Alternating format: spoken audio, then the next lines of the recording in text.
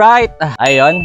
This is part 2 ng ating tour sa ating village here sa saan ba to? Yan, hulaan nyo na lang again kung saan to, no? So dito nga at iniikot natin yung magkakaroon tayo ng mini tour sa lugar namin. So ito ay sa talagang probinsya. Ito mapapansin nyo sa video, ang daming green. Ayun. Napakaraming puno, damo, ayan, at the same time may palayan tayo dito. Ang daming mga prutas, mga gulay na available dito sa probinsya. At napakasarap ng hangin. At ito nga, papunta tayo ngayon sa ilog para bisitahin yung Dito kami nagliligo sa ilog na to. So before, nung kabataan ko, dito ako madalas.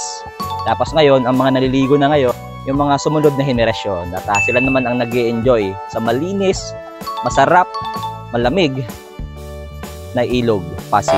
Ay.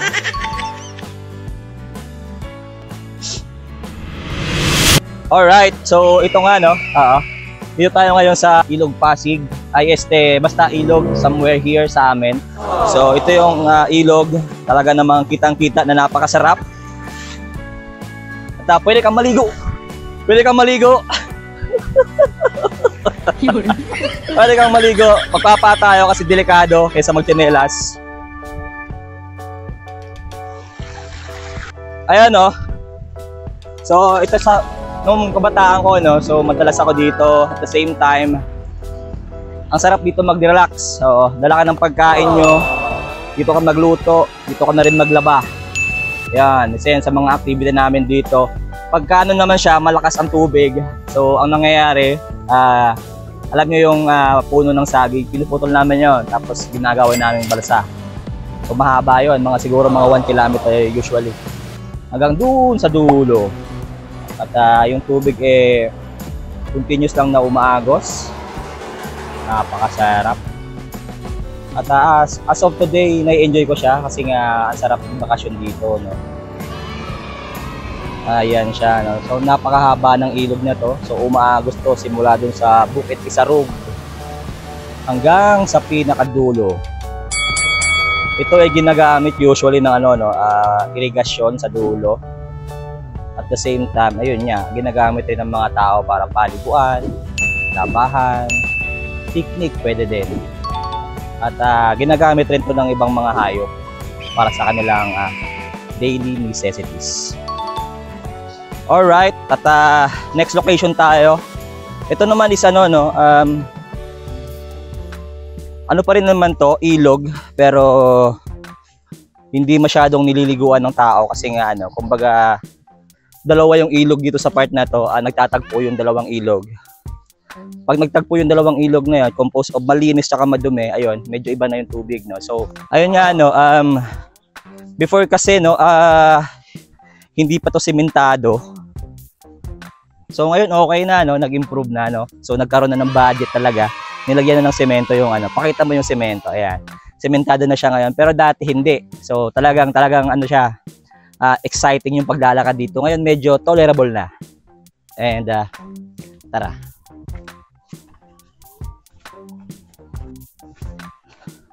So yun, ingat sa daan. May mga kawayan dito. Talaga namang marerelax ka. Ayun. Kasi usually yun talaga yung pinakamaganda sa probinsya. Dahangin, ang sarap. Napaka-presko, napaka-calming. Ayun. Yun naman ang kinaganda sa probinsya. Walang-wala to sa wala to, hindi mo to makikita pag sa syudad ka nandun. So dito talaga ang sarap ng feeling. So ano pang hinihintay nyo? Punta na kayo. Charot ko lang. Tara. Ayun sa bandang yun nakikita mo.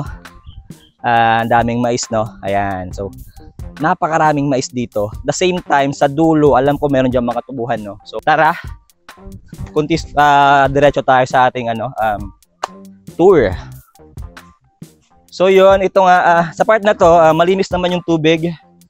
At mas maganda yung flow ng tubig dito. Tawag niyan, ang ganda, yes. So relaxing din. Pero ingat lang kasi nga medyo sa part na to is madamo na. So medyo may mga dito may mga ahas. So ingat lang. Pero ang ganda pa rin. Yung ahas na yun, ano yun, no? Kinakain namin yun. Lalo yung mga tubig ahas. Kinuhuli, kinakain. Ang sarap nun. Kung na-try nyo na, type 1. Kung hindi pa, type 2. Mag-food trip tayo next video. Alright. So yun, kung mapapansin nyo, merong mga kamoting kahoy. Ayan. So actually marami kaming tanim dito na ganyan. Kamoting kahoy, papaya. So ano ba siya? Usually, ginagamit yung ano na, no? Ito. Masyadong mataas, no? Ito, ayan. Ito, ginugulay to, no? So masarap to pagka combination ng gata at saka ng tinapa. The best to. Tapos yung luto mo is parang ano lang, no? Medyo tutong. The best yan. At the same time, yung laman yan, pwede mong ilaga. At napakasarap nun. At pwede mo ring ano, dikdikin. Lagyan mo ng buko ng nyog. Ang sarap nun. Sa kanan naman natin o sa kaliwa ng camera, ayan, marami tayong mga banana. Ayan. Alright, from this point of this video, ito yung ano, no, kumbaga usually pinapaliguan din na area. Napakalinis at the same time hindi mainit. So madalas dito yung mga bata maligo, no. Pakita natin yung ano, no, lugar. Ayan po siya, no. So ang sarap yan maligo. Napakalamig ng tubig. At fresh from the mountain itself. Diba? Tara. So ito, ano ba to sa Tagalog? Suha, if I'm not mistaken. So maraming ganito dito sa ano, no, sa probinsya. So pwede mong damputin lang. Ayun nga, abot na abot ko lang. Pero ito hindi pa ano, no, hindi pa pwedeng kainin. At ilang ano pa to? Siguro mga ilang buwan pa to bago kainin. Ito mga kaibigan, we have here ayan, banana at saka puso. So yun, no, yung puso ng saging net, inuulam yan, no. Usually pagka sa probinsya, nilalagyan ng gata. Ayun, so hindi siya kinakain ng hilaw. Hindi po gagawin yon. So ano siya, niluluto siya, nilalagyan ng gata. The best rin sa mga ulam. At the same time, minsan nilalagyan niya ng harina. Ayun, tapos piniprito. Pwede rin yon. Parang ano siya, no, ukoy. The best din nun. Ayun, cameraman natin, mga bata lang, no. Nahugot ko lang dun sa amin. At gustong sumama, kaya sinama ko na lang dito. So yun mga kaibigan, upo tayo ng konti. Ayan, so ito yung ano, no, tinatawag na water dam. Ayun. So water dam is parang ano, no, kinokontrol yung flow ng tubig. At dinadivert kung saan pupunta yung tubig. So ganun yung purpose usually ng water dam. Minsan ginagawa rin namin tong swimming pool dati at malalim siya para sa mga bata, 3 feet below.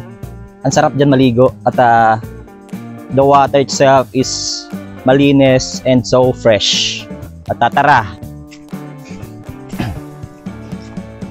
Yun. Sa kanan natin, ayun nga. So, merong mga pinya, gabi, saging, at iba-ibang mga prutas, no. Merong langka, ayan. So, samot-sari ang mga ano dito, pagkain. So sa probinsya, no, wala nga lang pera pero hindi ka magugutom. Yun naman yung dito.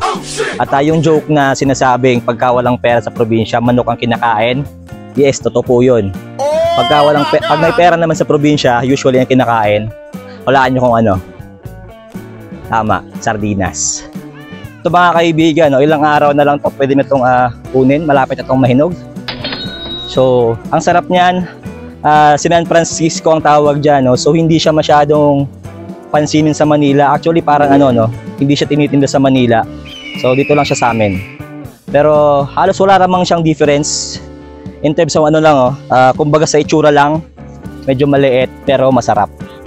So karamihan marami niyan dito, maliit saka masarap.